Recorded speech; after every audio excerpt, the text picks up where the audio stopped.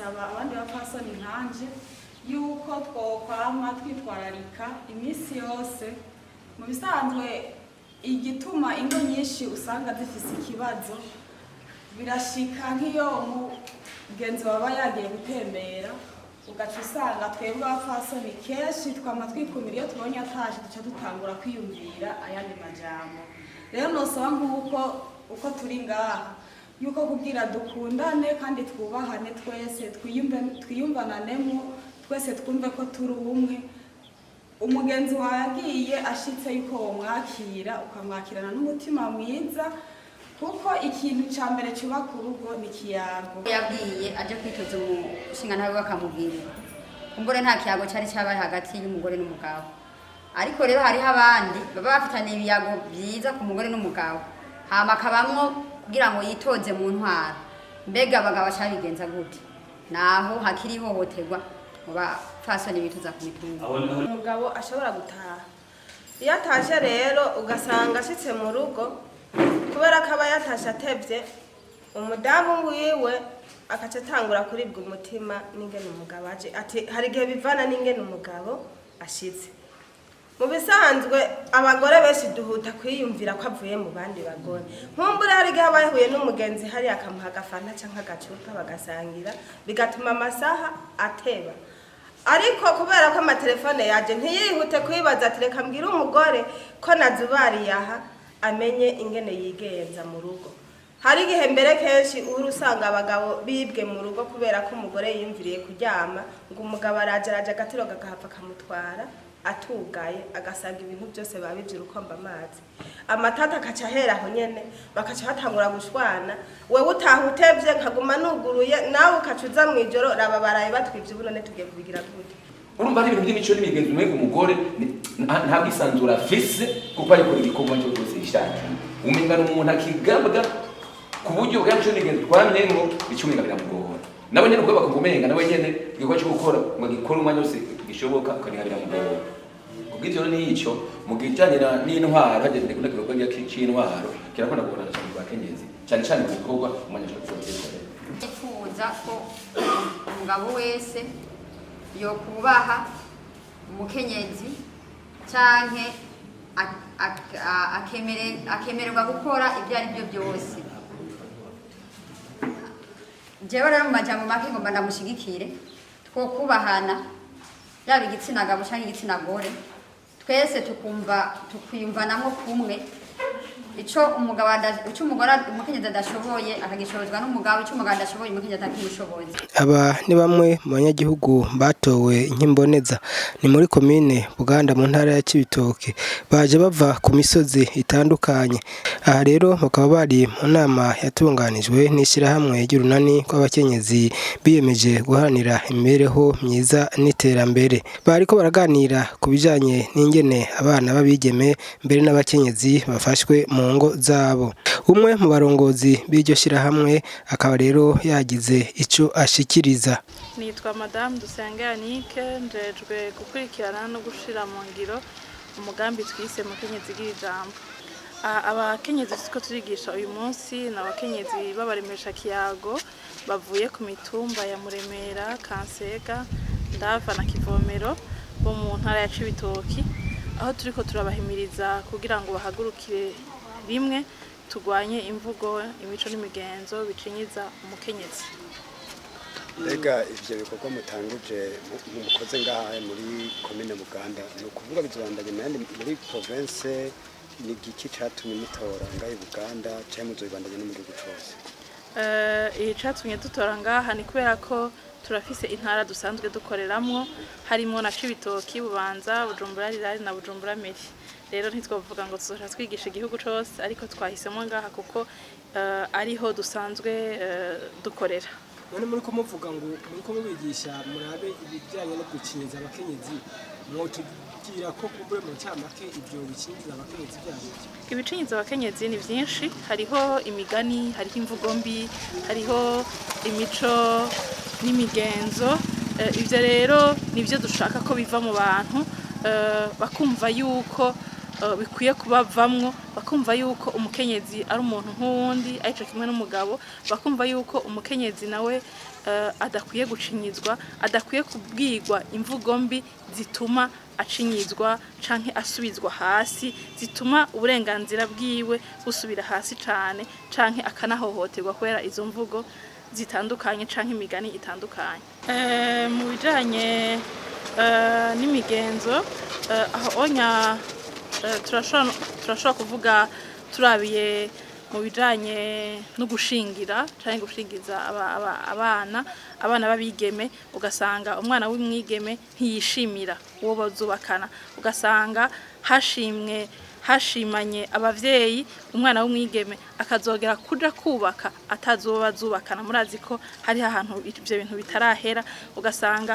wewe bamubwiye ati genda kwa naka kubera kwa naka hari ibintu kubera hariya batera hakamera ariko kubera utazicwa n'inzara twebwe abavyeyi nitwe twagushimiye ivyo biri mu bindi vyinshi tuvuga ko bikwiye kuvaho bikagwanywa kugira ngo agateka k'umukenyezi kabandanye kubahirizwa none mutoye abakenyezi b'imboneza muzoza mukurikirana mu mitumba ko nabo bagiye kwigisha abandi yego cane turabikurikirana kandi n'ubu tuzobandanya tubikurikirana kuko mu byo bakora baratwereka ivyo bariko barakora muco twokwita hapo baratubwira ivyo bariko barakora mu kubikurikirana nako sukundi turafise ico twokwita urubuga ngurukana bumenyi rwitwa WhatsApp twagize group WhatsApp yabo barimwe bose benshi bashoboka aho tuza turakurikirana ivyo bariko barakora ku mitumba aho bagiye guhimiriza abandi ivyo bariko barakora turaza turamenya ku munsi ivyo bagiye barakora muravye kuvyo mwabigishije ku munsi bwa mbere hari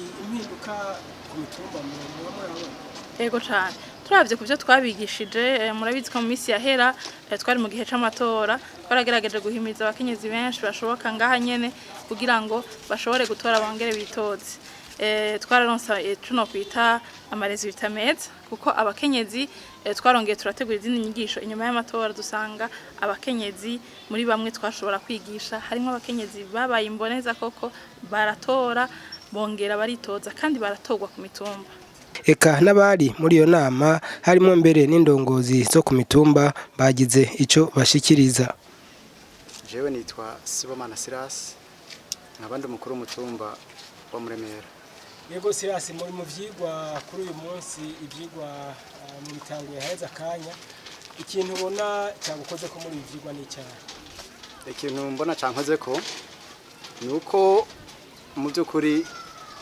turi mu vyigwa by'ihohotera abandi ikintu cankoze ko nk'akarorero nari mpeje no gutanga nk'iyo umuntu uri kumwe n'umukenyezi wawe abakenshi abagabo turakunda guhohotera abakenyezi mu kubakoresha ibikorwa biruhije nk'akarorero nari namaze no kukavuga jewe kuwa kabiri uheze twari kumwe n'umudamu mu murima hanyuma duhejeje tugira dutahe kujya murabona abadamu usanga batora utuntu kugira ngo bagende bajanye udukwi udusombe uduki nanje canda muhisuka yiwanje kandi ari je nateza kuyifata nca mbona rero ukuntu tugeze muhira umudamu yarushe no kuntu amuhaye isuka yiwanje kandi nateza kuyifata bica binyereka ko namuhohoteye kabisa nca mfata ingingo ko ico kintu ntazogisubira yego musanzwe muri abatware aho muri nta kandi karuriro kumbure mutanga ko ushinga ntaye yahohoteye umukunzi wiwe murakoze cyane